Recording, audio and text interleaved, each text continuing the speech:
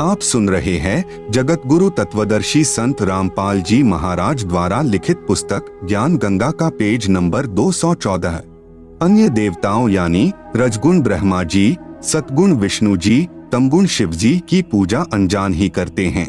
अध्याय 7 के श्लोक 20 में कहा है कि जिसका संबंध अध्याय 7 के श्लोक 15 से लगातार है।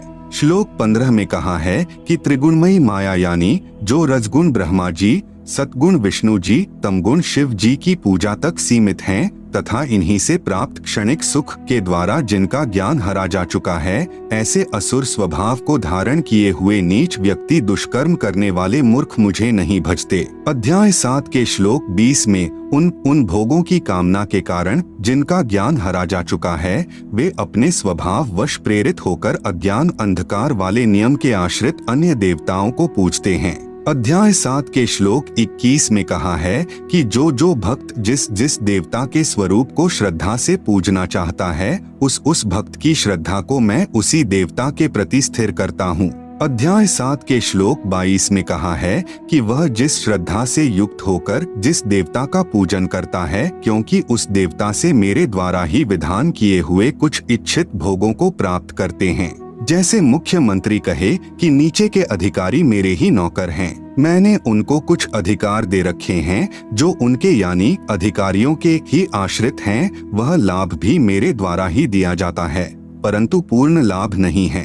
अध्याय 7 के श्लोक 23 में वर्णन है कि परंतु उन मंद बुद्धि वालों का वह फल नाशवान होता है। देवताओं को पूजने वाले देवताओं को प्राप्त होते हैं।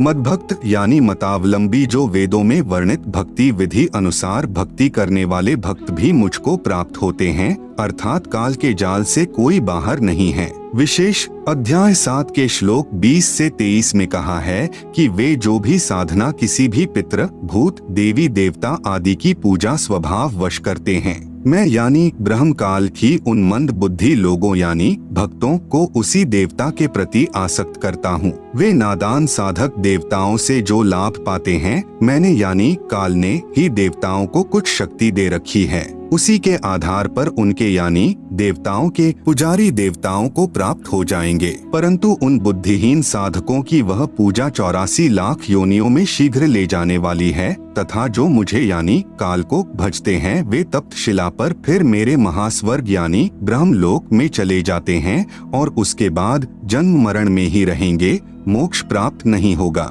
भावार्थ है कि देवी देवताओं व ब्रह्मा, विष्णु, शिव तथा माता से भगवान ब्रह्म की साधना अधिक लाभदायक है।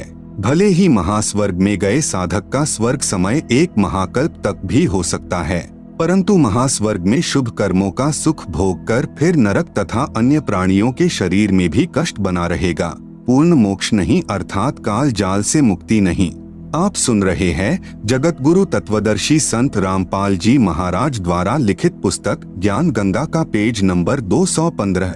अन्य प्रमाण पवित्र गीता व पवित्र वेदों में अन्य देवताओं की पूजा तथा पितर पूजा यानी श्राद्ध निकालना तथा भूत पूजा यानी अस्थियां उठाना अर्थात फूल उठाना, पिंड भरवाना, मंडियों की पूजा करना मना किया है। पवित्र चारों वेदों अनुसार साधना का परिणाम केवल स्वर्ग महास्वर्ग प्राप्ति मुक्ति नहीं। पवित्र गीता अध्याय 9 के श्लोक 20-21 में कहा है कि जो मनोकामना यानी सकाम सिद्धि के लिए मेरी पूजा तीनों वेदों में वर्णित साधना शास्त्र अनुकूल करते हैं, वे अपने कर्मों के आधार पर महास्वर्ग में आनंद मनाकर फिर जन्म मरण में आ जाते हैं, अर्थात यज्ञ चाहे शास्त्रानुकूल भी हो, उनका एकमात्र लाभ सांसारिक भोग, स्वर्ग और फिर नरक व 84 लाख योनियां ही हैं। जब तक तीनों मंत्र यानी ओम तथा तत् व सत सांकेतिक पूर्ण संत से प्राप्त नहीं होते। अध्याय 9 के श्लोक 22 में कहा है कि जो निष्काम भाव से मेरी शास्त्रानुकूल पूजा करते हैं,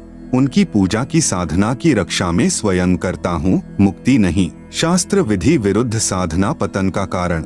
पवित्र गीता अध्याय 9 के श्लोक 23-24 में कहा है कि जो व्यक्ति अन्य देवताओं को पूजते हैं, वे भी मेरी यानी काल जाल में रहने वाली पूजा ही कर रहे हैं, परंतु उनकी यह पूजा अविधि पूर्वक है, अर्थात शास्त्र विरुद्ध है। भावार्थ है कि अन्य देवताओं को नहीं पूजना चाहिए, क्योंकि संपूर्ण यज्ञों का भोक्ता व स्वामी मैं ही हूँ। वे भक्त मुझे अच्छी तरह नहीं जानते, इसलिए पतन को प्राप्त होते हैं। नरक व 84 लाख जूनियों का कष्ट। जैसे गीता अध्याय 3 श्लोक 14-15 में कहा है कि सर्व यज्ञों में प्रतिष्ठित अर्थात सम्मानित जिसको यज्ञ समर्पण की जाती है वह परमात्मा सर्वगतम ब्रह्म यानी पूर्ण ब्रह्म है। वही कर्माधार बनाकर सर्व प्राणियों को प्रदान करता है, परंतु पूर्ण संत न मिलने तक सर्व यज्ञों का भोग यानी आनंद काल मन रूप में ही भोगता है। इसलिए कह रहा है कि मैं सर्व यज्ञों का भोक्ता व स्वामी हूँ।